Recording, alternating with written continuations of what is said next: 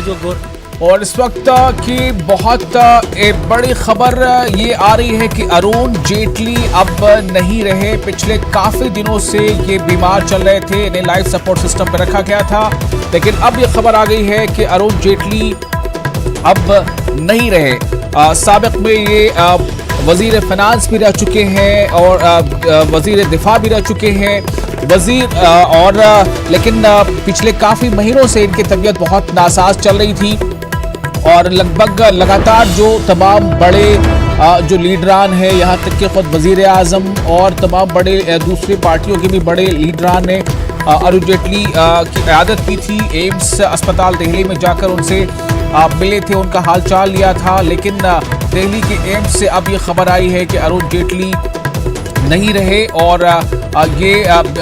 AIIMS में 9 अगस्त से ज़ेर इलाज थे और लगातार ये बताया जा रहा था कि उनके बहुत सारे जो जिस्म के आज़ा हैं वो काम करना लगभग बंद कर चुके हैं और इस तरह की खबरें थी कि वो जो स्टेटस है वो काफ़ी मुश्किल से अब ऐसे इम्कानात हैं कि उनमें कुछ बेहतरी आए। और अब ये खबर आ चुकी है कि अरुण जेटली जो पिछली हुकूमत में वज़ीर फिनांस भी थे और वज़ीर दिफा भी थे और कॉर्पोरेट कम्युनिकेशन में भी उन्होंने वो जिम्मा संभाला था, तो अब वो नहीं रहे हैं।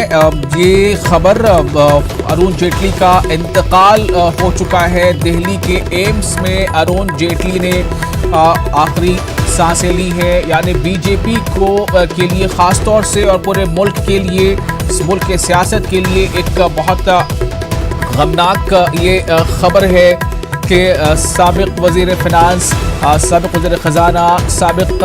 वज़ीर दिफा अरुण जेटली अब हमारे बीच नहीं रहे हैं। पिछले